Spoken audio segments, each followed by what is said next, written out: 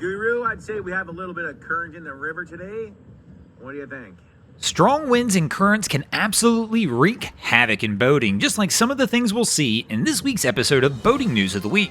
Our first story to make the boating news this week is going to take us over to the coast of England, where this was the scene just a little over a week ago when the storm Mathis wound up drenching the southwestern coast, bringing along with it heavy winds in excess of 50 miles an hour, creating a treacherous sea state as can be seen in these images here. And as you can imagine, this wreaked havoc with boaters in the region, including this sailing vessel which got caught offshore, wound up becoming disabled, and needed to reach out to the Coast Guard and RNLI for rescue assistance. During the storm, the sailing vessel was sailing just off the coast of Devon. When battling the high winds and seas, it became disabled, issuing an emergency call to the Coast Guard, who also contacted the RNLI. The Devon RNLI team quickly launched 2 lifeboats, which were the first to arrive on the scene, quickly followed by a Coast Guard helicopter. Once the RNLI was on the scene, they quickly assessed the vessel and determined the best course of action was to get the lone sailor off this boat and bring him back over to one of the life vessels. But not only did they do that, even in these rough seas, the RNLI went ahead and tried to engage the vessel in a towing situation and tried to bring the yacht back into safe port,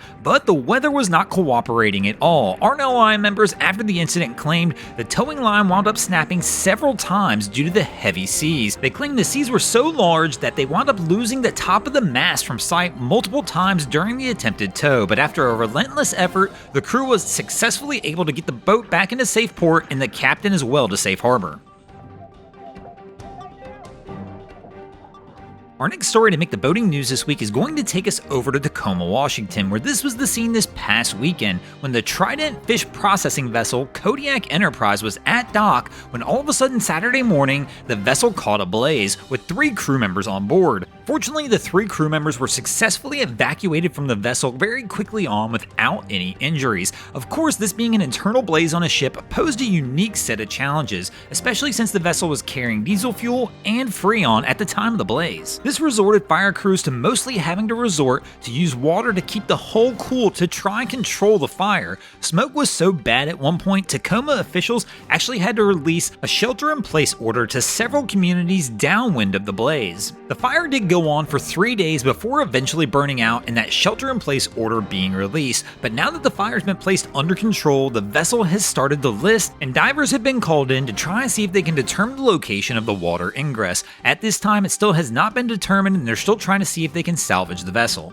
Our next story to make the boating news this week is going to take us down to Florida, where this was the scene this past week when a customer brought a vessel into On Point Custom Marine needing fiberglass repair after claiming their vessel was attacked by a great white shark. Now, these images definitely show gashes in the fiberglass that absolutely could be consistent with something like this, and great white shark sightings and reportings are definitely up right now along the East Coast, as several tag sharks have been located off the coast of Florida, and in fact, one even washed ashore in North Myrtle Beach, South Carolina this past week. The On Point Custom Marine team, as they were attempting to work on the fiberglass repair, were actually able even to pull pieces of tooth from the fiberglass while they were attempting to make the repair, even proving more likely that this really is a shark incident. Let me know in the comments below what you guys think of this one, because this really is a wild story here. And our next story to make the boating news this week, that's going to take us to the start of fishing season. That's right, it's the start of walleye season up in Minnesota, and this was the wild and crazy scene of trucks and trailers parked along the side of the road after they launched their vessels for literally miles. The craziest part of this is Minnesota's early catch and release season. That's right, release. These boaters are not even going to be able to keep the fish they catch, but that's what happens when the winter gets you. These guys, most of their local waterways are still covered in 20 inches of ice. Only a select few major rivers, such as the Rainy River where this ramp is located here, are actually open at this time, which means most of the boaters up there only have a few locations to go to.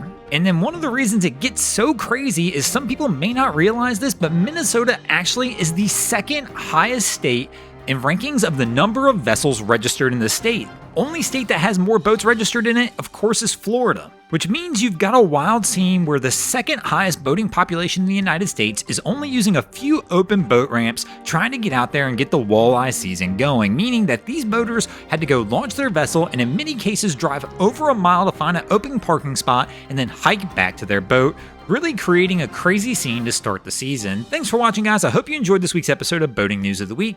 If you ever see anything crazy happening out on your waterways, be sure to hit me up on Facebook or Instagram and let me know, and you might see your stories over here. Just like Ben Soon, Adam Coolidge, and On Point Custom Marine did this week. And if you guys haven't already, go ahead and drop an anchor on the subscribe button here. If not, we're coming to steal your drain plug.